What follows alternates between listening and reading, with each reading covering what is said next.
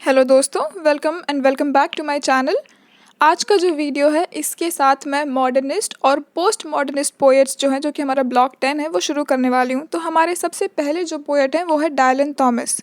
तो आज इस वीडियो में मैं उनकी लाइफ के बारे में बात करूँगी और अगली वीडियो में जो उनकी बहुत इंपॉर्टेंट पोएम्स है वो मैं डिस्कस करना शुरू करूँगी। तो बिना किसी देरी के हम आज के वीडियो के बारे में बात करते हैं, जिसमें कि मैं डायलन थॉमस की लाइफ के बारे में आपको बताऊंगी, किस टाइप के वो पोएट थे और उनकी लाइफ में और उस एज में क्या क्या चल रहा था जब उन्होंने पोइट्री लिखना शुरू की और वो किस किस की इन्फ्लुएंस से पोइट्री लिखा करते थे। इसके साथ ही मैं एट द एंड आपको पूरी समरी दूंगी उनकी लाइफ के बारे में, ताकि अगर आपको उनकी लाइफ से रिलेटेड कुछ क्वेश्चंस एग्जाम में आते हैं या कुछ उनकी पोएम्स आती तो आप उसके बारे में कुछ ना कुछ इन्फॉर्मेशन डाल सकें अपने आंसर्स में। उसके साथ ही अगर आपको पोएट की लाइफ के बारे में पता है तो आपको उनकी पोएम समझने में ज़्यादा आसानी होगी। तो सबसे पहले उनकी एज की बात करते हैं। जब डायलन थॉमस पोएम्स लिखा करते थे तो उस वक्त जो है वर्ल्ड वॉर 1 हो चुका था, तो ये पोस्ट वार के बाद में ये लोग पोएम लिखना शुरू करते थे। इस वक्त तक साइंस और इंडस्ट्री और सोसाइटी भी काफ़ी आगे बढ़ चुकी थी। एक जो होता है इंटरनेशनल, सब लोग आपस में मिलने लगते हैं, कॉस्मोपॉलिटन हो जाती हैं कंट्रीज़ और लोग भी, कि एक दूसरे का कल्चर समझ में आता है। बहुत सारे लिटरेरी मूवमेंट्स भी ऑलरेडी हो चुके थे, जैसे कि symbolism, imagism, classicism, surrealism and socialism, ये सारी चीज़ें भी ऑलरेडी इंट्रोड्यूस हो चुकी थी। और इसके साथ ही जो है नई पोएट्री, फ्री वर्स और बहुत सारी नई नई चीज़ें जो हैं लोगों को देखने के लिए मिल रही थी। लाइक लोग, राइटर्स लिख रहे थे और पढ़ने वाले लोग पढ़ भी रहे थे। इनके वक्त तक जो है सिनेमा, रेडियो और टीवी और अलग अलग जो ऑडियो और विजुअल मीन्स हैं मास कम्युनिकेशन के, वो सारे भी काफ़ी फैशन में आ चुके थे और लोग जो है वो उन्हें यूज़ करने लगे थे। मतलब इसके पहले सिर्फ प्रिंट मीडिया या उसके पहले तो प्रिंट भी पॉसिबल नहीं था, तो इनके वक्त तक काफ़ी चेंजेस आ चुके थे। तो इसके लिए जैसे इग्नू की बुक में दिया हुआ है कि Dylan Thomas was a product of this clash और टेंशन। उनका जो प्यार था वो तो लैंग्वेज की तरफ था, और वो किससे इंस्पायर था? Nursery rhyme, folk tales, ballads, hymns, the rhythms of the Bible. और जैसे कि जो ब्लेक के सॉन्ग ऑफ इनोसेंस थे और शेक्सपियर की जो कुछ कुछ पुरानी पोएम्स वगैरह थी, वो सब चीज़ों से जो है डायलन थॉमस बहुत ज़्यादा इंस्पायर्ड थे। अब इनके लिए जैसे कि इग्नू की बुक में दिया हुआ है, मैं वहाँ से रीड करूँगी। Dylan Thomas had become a legendary figure in his life time, यानी जीते जी ही वो काफ़ी एक फेमस, एक लेजेंडरी फिगर वो बन चुके थे। He made poetry a performing art. His poetry was lyrical and sometimes enigmatic in challenging manner about sex, death and religion. तो इन तीन चीज़ों के बारे में वो काफ़ी ज़्यादा लिखा करते थे। वो जो है जो पोएट, वो लाइफ को पोएट्री में सेलिब्रेट किया करते थे। उन्होंने लिखा था कि for the love of man and in praise of God, यानी इंसान के लिए प्यार और भगवान के लिए जो तारीफ़ या जो शुक्रगुजार है हम, वो उसके लिए वो पोएम लिखा करते थे। अब ऐसा कि अपने जीते जी तो वो बहुत फेमस रहे, लेकिन उनकी डेथ के ऑलमोस्ट 2 डिकेड्स यानी 20 साल तक जो उनका ये पोएट का स्टेटस है ये काफ़ी कंट्रोवर्शियल रहा। अलग अलग जो लोग थे या जो राइटर्स या पोएट्स थे, उन्होंने काफ़ी सारी चीज़ें उनके बारे में कही है। कुछ लोगों का एक साइड का कहना था, दूसरे लोगों का दूसरी तरफ कहना था। अगर आपको चाहिए तो इग्नू की बुक्स में उसके बारे में काफ़ी डिटेल में लिखा हुआ है, आप वहाँ से पढ़ सकते हैं। बुक की लिंक जो है मैंने डिस्क्रिप्शन में ऐड की हुई है, आप वहाँ से देख सकते हैं। तो अब इनकी एज के बारे में आपको समझ में आया, किस टाइप के ये पोएट थे, किस टाइप की पोएट्री लिखा करते थे, ये आपको समझ में आया। मैं इनकी आपको ब्रीफ लाइफ स्केच देती हूँ। इनका जो जन्म हुआ था ये हुआ था 1914 में, 27 अक्टूबर को। इनका पूरा नाम था डायलन मार्लियस थॉमस। ये स्वानसिया में इनका जन्म हुआ था, जो कि लंदन लाइक यूके में ही एक जगह है। इनके जो पिताजी थे वो इंग्लिश के टीचर थे ग्रामर स्कूल में। इनकी बहुत ही फेमस जो 2 पोएम्स हैं, एक फर्न हिल एंड दूसरी है poem in October. In poems में उन्होंने जो चीज़ें लिखी उससे हमें समझ में आता है कि इनका चाइल्डहुड जो है वो काफ़ी हैप्पी रहा। लाइक हमने बहुत सारे ऐसे पोएट्स के बारे में पढ़ा जिन्होंने बचपन में वॉर देखी, जिनके पेरेंट्स मर गए, या जो ऑलमोस्ट लाइक मेंटली उनको कुछ चीज़ें दिखाई देती थी या कुछ कुछ। उसके कंपैरिजन में जो कि हमारे डायलन थॉमस हैं, ये काफ़ी, इनका चाइल्डहुड जो है काफ़ी अच्छा था। लाइक हैप्पी चाइल्डहुड उन्होंने गुजारा है। उन्होंने 17 साल की उम्र में पोएम्स लिखना शुरू किया था, और वो एक Evening Post as a reporter, इनको एक काम मिल गया था रिपोर्टर की तरह साउथ वेल्स में। तो वहाँ पे ये बहुत सारे लिटरेरी सब्जेक्ट्स के ऊपर लिखा करते थे। 1933 में उन्होंने एक पोएम लिखी थी, the force that through the green fuse drives the flower. ये पोएम जो है 1934 यानी अगले साल पब्लिश हुई, और इस पोएम के साथ ही वो बहुत फेमस हो गए। उन्हें इंस्टेंट फेम मिला इस पोएम के साथ ही। फिर 1934 में वो लंदन में मूव हो गए। यहाँ पर उन्होंने थोड़ा कुछ राइटिंग में, मूवीज़ में, ब्रॉडकास्टिंग, बीबीसी वगैरह में थोड़ा बहुत ऐसे काम किया, रेडियो में भी काम किया।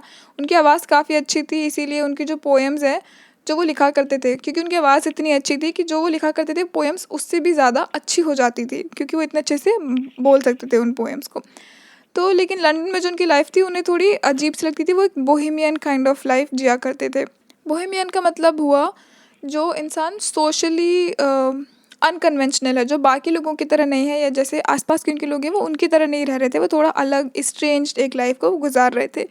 फिर 1937 में उन्होंने जो है केटलिन मैकिनमारा से शादी की। ऑगस्टस जॉन करके एक पेंटर थे, उनकी नीस थी ये, और इन लोगों की शादी हो गई। उनके पास ज़्यादा पैसे नहीं थे लेकिन वो बहुत खुश थे। उनकी पोएट्री वगैरह से भी पता चलता है कि हाँ उनके पास पैसे तो, इनसे काफ़ी गरीबी भी थी, लेकिन फिर भी जो है उन्हें वो लोग आपस में एक दूसरे के साथ खुश थे। और उनका एक एडमायरर था यूएसए में जो उनकी हेल्प करता था, उन्हें पैसे वैसे भेजता रहता था।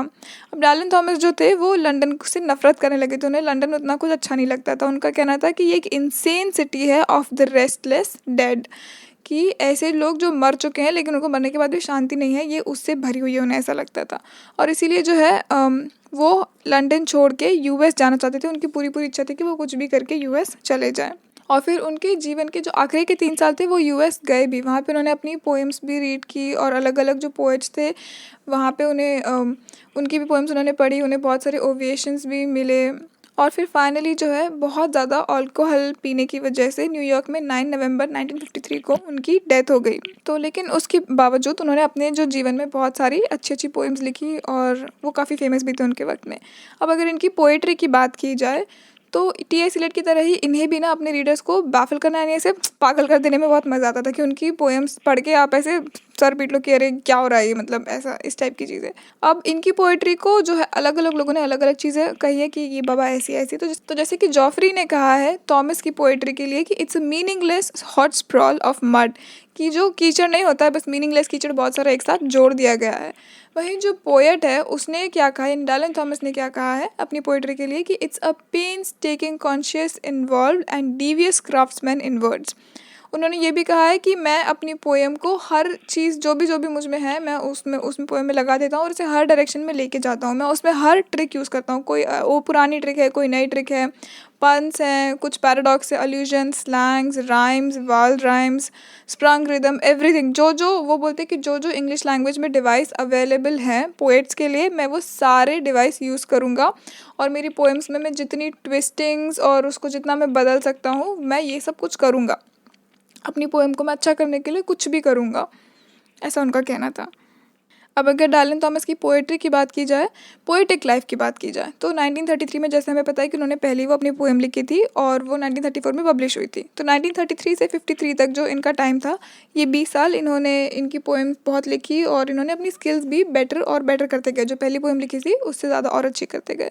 उनका सबसे पहले 3 वॉल्यूम्स पब्लिश हुए थे, volumes of versus in 5 years, जो कि 18 पोएम्स थी, 1934 में पब्लिश हुई। फिर 25 पोएम पब्लिश हुई 1936 में यानी उसके 2 साल बाद। और फिर द मैप ऑफ लव 1939 यानी उसके 3 साल बाद ये पोएम्स जो हैं पब्लिश हुई। जो पोएम थी ये बहुत ही कुछ जो है उसमें क्रिएशन की बातें हुई है, कहीं नेचुरल और कहीं डेथ की बातें हुई है, लाइक अलग अलग चीज़ों के बारे में उन्होंने बात की है। अब ये जो पोएट थे इनको काफ़ी, जैसे मैंने कहा था कि इन्हें काफ़ी फेम मिल चुका था और लाइक अलग अलग लोग अलग अलग बातें कहा करते थे उनके लिए। तो एडिथ सिटवेल ने कहा है कि उनकी पोएम्स इतनी अच्छी क्यों हैं, क्योंकि उनके पास एक यूनिक गिफ्ट है, his unique gift for dealing with fundamentals in the lives of most people, with birth, death, God and devil, with love and decay. इन सब चीज़ों का मिश्रण करके वो जो पोएम लिखते हैं उसकी वजह से इनकी पोएम्स जो है बहुत ही अच्छी बन के आती हैं।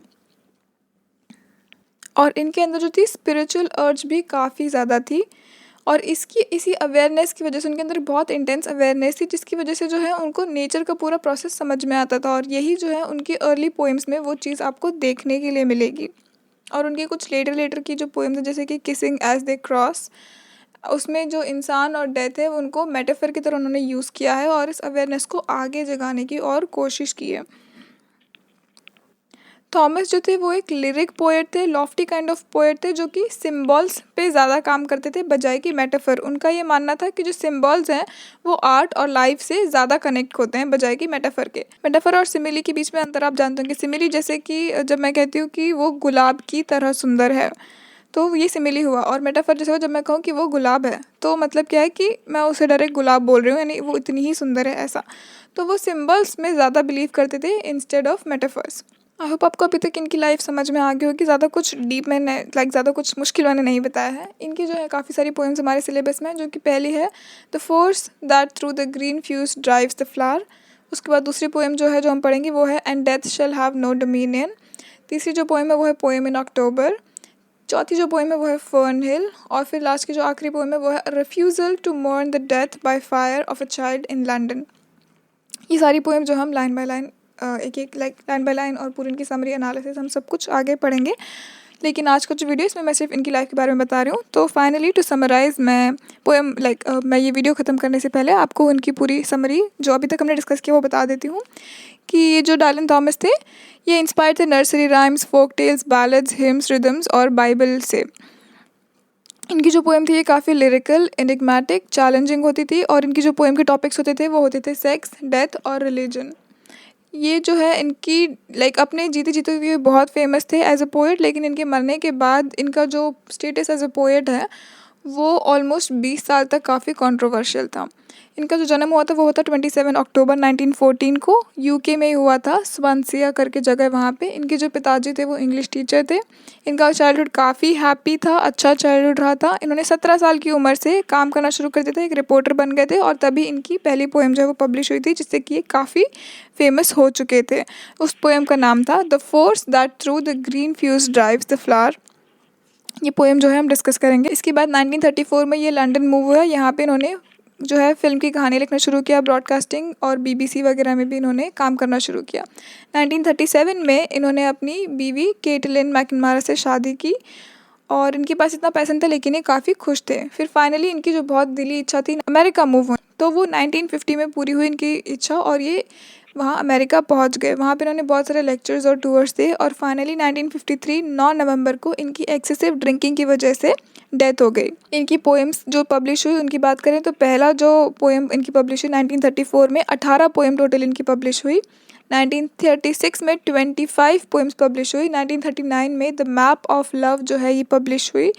46 में इनकी पोएम पब्लिश हुई विथ डेथ एंड एंट्रेंस। और 52 में कंट्री स्लीप जो है ये इनकी पोएम पब्लिश हुई। आई होप आपको इनकी लाइफ के बारे में जान के अच्छा लगा होगा और हम आगे जो सारी पोएम्स डिस्कस करेंगे तो हमें और भी जो इनकी लाइफ के अलग अलग एस्पेक्ट्स हैं वो हमें समझ में आएंगे। तो अगर आपको ये वीडियो अभी तक अच्छा लगा है तो प्लीज़ मेरे चैनल को सब्सक्राइब कीजिए और वीडियो लाइक कीजिए। मुझे कमेंट सेक्शन में ज़रूर बताइए कि आपको ये वीडियो कैसा लगा। I hope to see you guys in the next one.